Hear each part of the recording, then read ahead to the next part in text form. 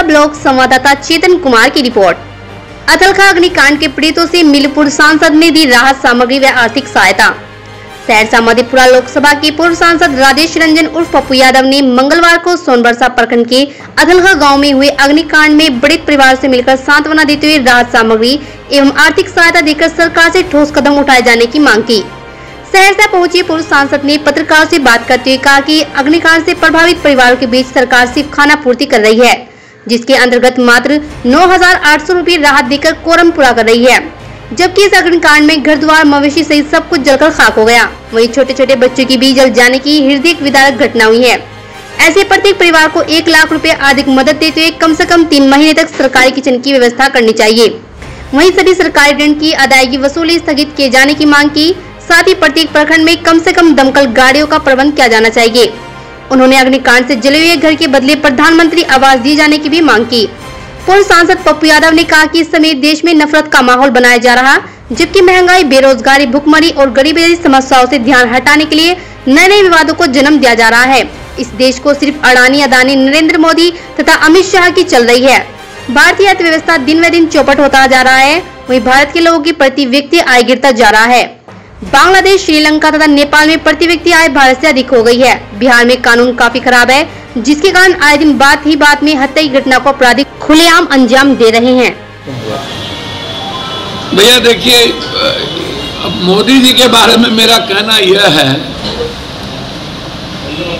कि पहले दुनिया में इतना बड़ा झूठ अब धरती पर फरे और इतना बड़ा मतलब काला धन से लेके 15 लाख,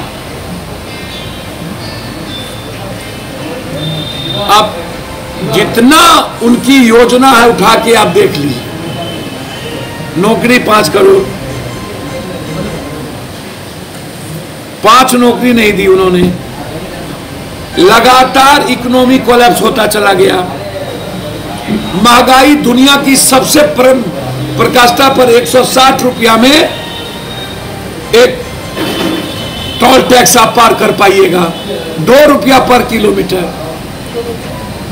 जितनी लागत उससे ज्यादा गमा दीजिए, जितना हम लेंगे नहीं उससे ज्यादा आप टोल टैक्स को दीजिए। अब कपड़ा जो पहनिएगा आप, ये 27 रुपया महंगा हो गया। तेल और दाल कहां चला गया उसको देखिए, 122-23 रुपया तेल, 150 रुपया गैस। आप कोई ऐसा काम, एजुकेशन महंगा हो गया 17%। अब फार्मर की तो बातें छोड़ दीजिए, रोजगार की तो चर्चे छोड़ दीजिए। अब उनको बेचारे को समझ में नहीं आता है, हर फायदा अदानी और अंबानी को पहुंचे।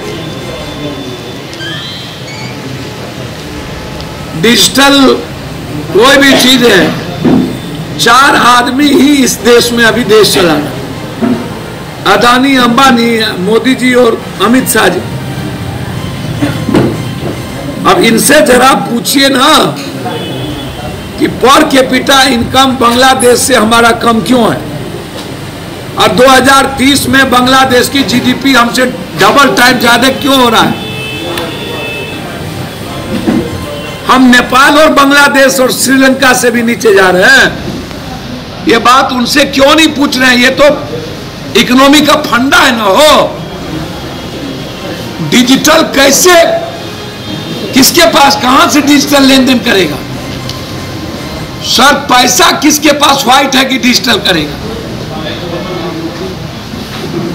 हम रोज कमाते हैं, रोज करते हैं, कहां से डिजिटल होगा? अब एमएलसी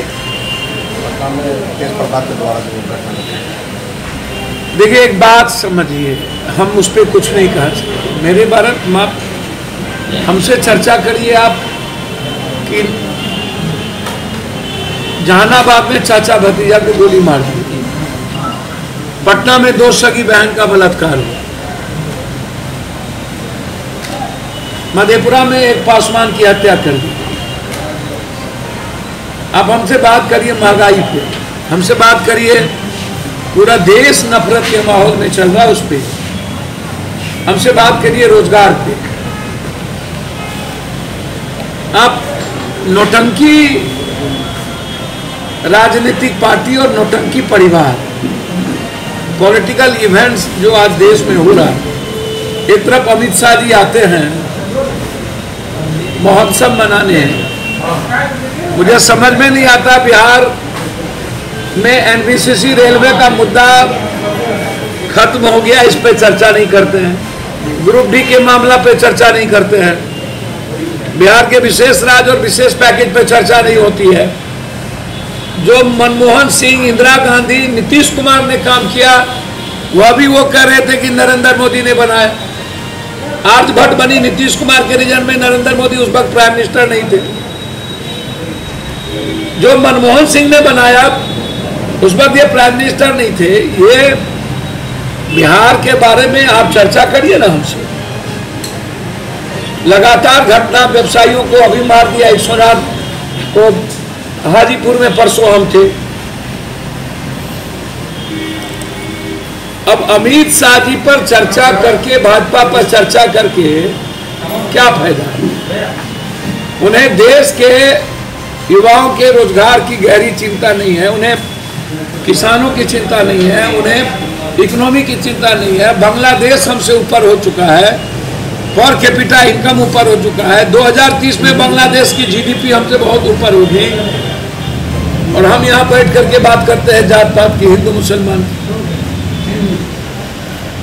हम नफरत पैदा कर रहे हैं। अब नीतीश कुमार जी इफ्तार पार्टी में वैसे गंभीर आदमी है, बिना सोचे समझे तो कोई काम नीतीश कुमार जी करते नहीं है। नीतीश कुमार हर काम को 1 लाख बार सोच करके कदम बढ़ाते हैं। अब कॉमन लॉ अभी जो चर्चा शुरू हो गई रामनवमी के बाद, हमसे जुड़े रहने के लिए हमारे YouTube चैनल को सब्सक्राइब करें और नई वीडियो की नोटिफिकेशन के लिए बेल आइकन को दबाएं। अगर आप ये वीडियो Facebook पर देख रहे हैं तो लाइक जरूर करें और ज्यादा से ज्यादा शेयर करें। धन्यवाद।